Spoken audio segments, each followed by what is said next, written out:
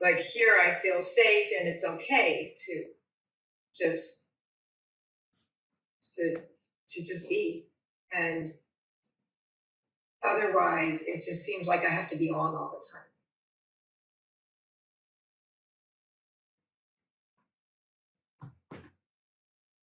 Or I don't give myself that opportunity or that space.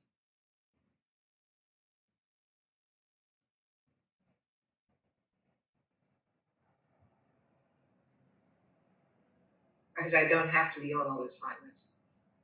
That's not true. Well, it seems to be a belief held by some body.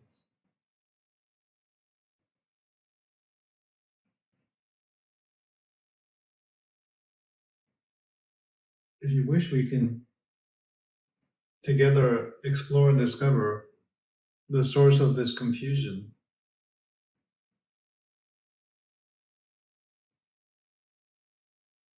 When I meet individually with different, you could say, persons,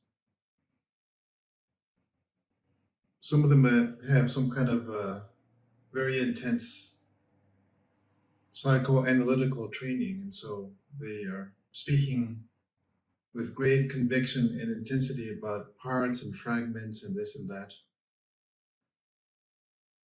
And that is fair. It is very useful to say that there are parts of oneself that are existing and do not know that we know that they exist yet. And so therefore they are doing things, behaving, having a life of their own in a secluded way, in a state of separation from us who knows that potentially we can know that they exist. But there's also another extreme, which is to say, actually, no, there are no fragments or parts. There's just I, and that is all there is. Oh, but yesterday you said it was gray, and today you say it's blue. What does that mean? Why are you happy today and tomorrow you are going to be angry?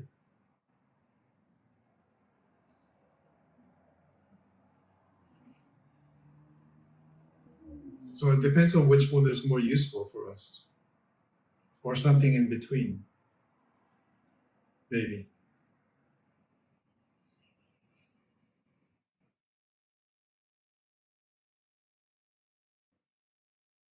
When we allow ourselves to be seduced by our bodily senses and identify with them, then we might form an identity around a particular form of perception or experience and say that that is who I am. And so that we can say, oh yes, that is a fragment, that is a heart, that is a... But in the totality, that doesn't make any sense. There's just a whole functioning and energy is moving, and so it must be not a matter of energy, but a matter of who is paying attention, who is reflecting, constating what is happening right now.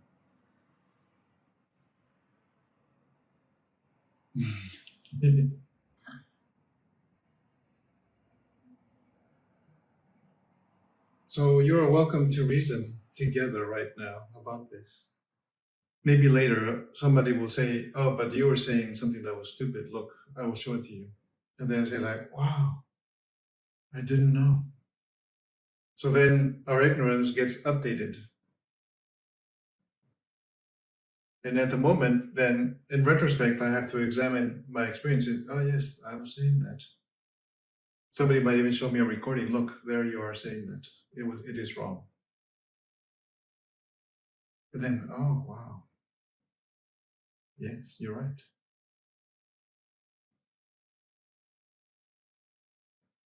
So then there's been an expansiveness from a point of identification in some time that is not now anymore, some other time.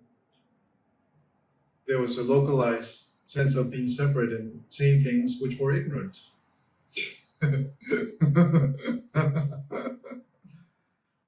And now, which is not then or later, but now, I'm being shown, no, that was wrong.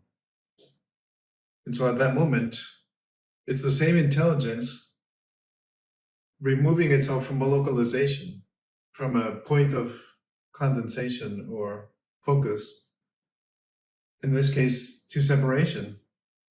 Oh, this position excludes all the other ones. I'm right, and that is all wrong.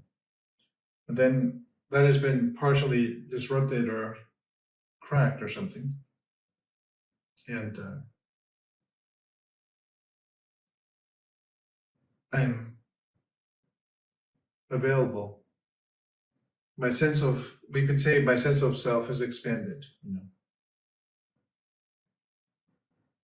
Now it includes my previous ignorance, which is now wisdom. That is the only way that it could be.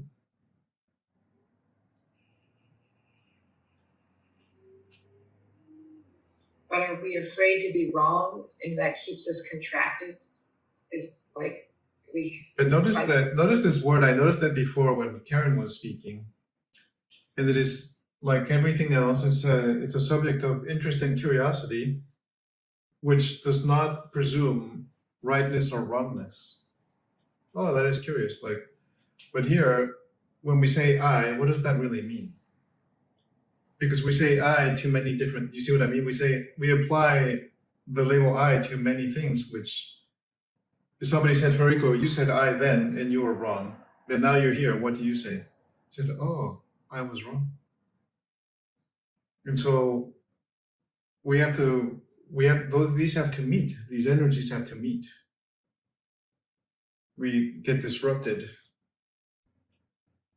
in that continuity of, oh, yes, Karen, you're wrong, I am right. Oh, but then Karen later comes and says, no, Federico, you were wrong. And she proves it, and I said, oh, you're right. So what is it to be wrong? What is it to be right?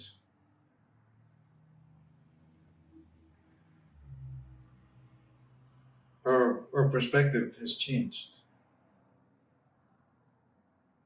Maybe when I was wrong, I was in a very small part, or let's remove let's remove the construct of wholes and parts for a moment and say, oh, I was intensely localized in some place of attention and experiencing great identification with it. And that's what made me wrong. But you, Karen, who was not identified in that way, but were more impartial, more open, more in tune with the happening, then you said, no, Federico, you're wrong. Look, oh. So you offer me your perspective, and then I expand to your perspective, and now I'm no longer intensely localized.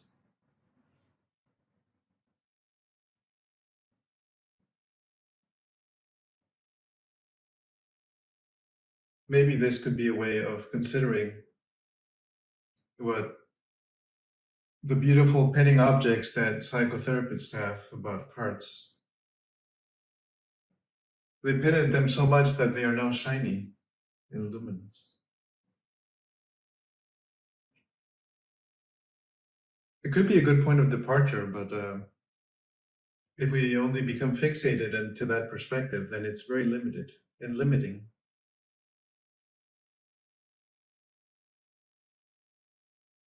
Could it be that it's maybe something more like the degree to which I will consent to become identified?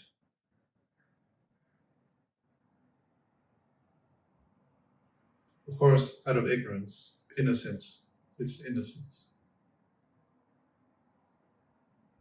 I just didn't know.